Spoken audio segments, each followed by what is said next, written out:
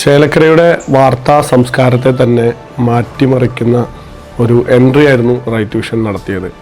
പ്രത്യേകിച്ച് നവമാധ്യമങ്ങളിലൂടെ ആളുകളുടെ അടുത്തേക്ക് വാർത്ത ഞൊടിയിടയിൽ എത്തിക്കുന്നതിൽ റൈറ്റ് വിഷൻ വഹിക്കുന്നൊരു പങ്ക്, അല്ലെങ്കിൽ അത്തരം ഒരു സംസ്കാരത്തിന് തുടക്കം കുറിച്ചതാണ് ശരിക്ക് ചേലക്കരയുടെ ഒരു വാർത്താ സംസ്കാരത്തിൻ്റെ മാറ്റത്തിൻ്റെ തുടക്കം എന്ന് പറയുന്നത്.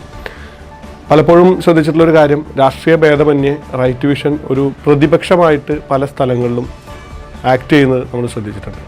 അതായത് അവിടെ ഭരിക്കുന്ന കക്ഷി ഏതോ മുന്നണി ഏതോ എന്നുള്ള രീതിയിലല്ല, അവിടെ ജനകീയമായിട്ടുള്ള വിഷയങ്ങളിൽ കൃത്യമായി ഇടപെടൽ നടത്തുകയും അതൊരു പ്രതിപക്ഷ ശബ്ദം, പലപ്പോഴും പല സ്ഥലങ്ങളിലും പ്രതിപക്ഷം ഉറങ്ങിപ്പോയെന്ന് നമുക്ക് തോന്നുമ്പോൾ അവിടെ ഒരു പ്രതിപക്ഷ ശബ്ദമായിട്ട് റൈറ്റ് വിഷൻ എത്തിച്ചേർന്ന് നമ്മൾ കണ്ടിട്ടുണ്ട്.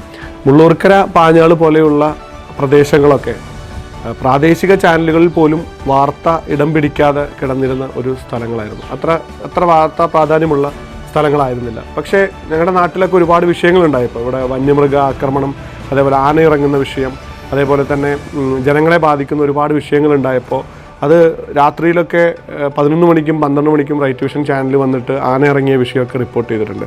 മാത്രമല്ല, ഇവിടെ ആദ്യമായി സംസ്ഥാന പാത കവർ ചെയ്ത് ജനങ്ങളെ ആക്രമിക്കുന്ന രീതിയിൽ കാട്ടാന വന്ന അന്ന് രാത്രി ഓടിയെത്തിയത് റൈറ്റ് വിഷനാണ്. റൈറ്റ് വിഷൻ ഈ വാർത്ത പുറം ലോകത്തെ അറിയിച്ചപ്പോഴാണ് ഏകദേശം 8ഓളം ചാനലുകൾ അത് ബ്രേക്ക് ചെയ്തതും അതൊരു സംസ്ഥാന തലത്തിൽ ശ്രദ്ധിക്കപ്പെട്ടതും DFO, മന്ത്രി, MLA ഉൾപ്പെടെയുള്ളവരുടെ, MP ഉൾപ്പെടെയുള്ളവരുടെ അടിയന്തര ഇടപെടലുകൾ ഉണ്ടായതും റൈറ്റ് വിഷൻ്റെ ആ വാർത്ത തന്നെയാണെന്ന് ഞങ്ങൾ ഉറച്ചു വിശ്വസിക്കുന്നു. നമ്മുടെ പ്രസ്ഥാനത്തെ ഇകഴ്ത്തുന്ന രീതിയിലും പുകഴ്ത്തുന്ന രീതിയിലും വാർത്തകൾ വരാറുണ്ട്. പക്ഷേ അതെല്ലാം ആ ഒരു സ്പിരിറ്റോട് കൂടി എടുക്കാനാണ് നമുക്ക് താല്പര്യം. കാരണം നമ്മളെ അനുകൂലിക്കുന്ന വാർത്തകൾ മാത്രമാവുമ്പോൾ ഇതിൽ ശ്രദ്ധിക്കുന്ന ഓഡിയൻസും നമ്മളെ അനുകൂലിക്കുന്നവർ മാത്രമാവും. നമ്മളെ എതിർക്കുന്ന, നമ്മളെ തിരുത്തുന്ന വാർത്തകൾ കൂടി വന്നാൽ മാത്രമാണ് ജനം അത് ഏറ്റെടുക്കുകയുള്ളൂ.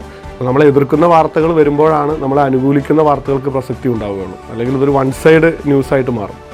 റൈറ്റ് വിഷൻ ചേലക്കരയിൽ ഉണ്ടാക്കിയ മാറ്റം ചെറുതല്ല, ചേലക്കരയിൽ ഉണ്ടാക്കിയ ഓളം ചെറുതല്ല. അപ്പോൾ ഇനി ഉള്ള കാലഘട്ടത്തിൽ പുതിയ അഡ്വാൻസ്ഡ് ടെക്നോളജീസായിട്ട് റൈറ്റ് വിഷൻ മുന്നോട്ട് വരുമ്പോൾ നമ്മളെപ്പോലെയുള്ള ജനപ്രതിനിധികൾക്കടക്കം അത് ഒരുപാട് പ്രതീക്ഷ നൽകുന്ന കാര്യമാണ്. കാരണം ഞങ്ങളും ഒരു വിഷയം ഉണ്ടാകുമ്പോൾ, ഒരു വാർത്ത ഉണ്ടാകുമ്പോൾ, ഒരു വികസനം ഉണ്ടാകുമ്പോൾ അത് എത്രയും പെട്ടെന്ന് ജനങ്ങളിലേക്ക് എത്തിക്കണമെന്ന് ആഗ്രഹിക്കുന്ന ആളുകളാണ്. അപ്പോൾ അത്തരത്തിൽ ഞങ്ങൾക്കത് ഒരു ഫിംഗർ ടിപ്പിൽ റൈറ്റ് വിഷൻ ഉണ്ടാവുക എന്ന് പറയുന്നത് വളരെയധികം സന്തോഷമുള്ളൊരു കാര്യമാണ്.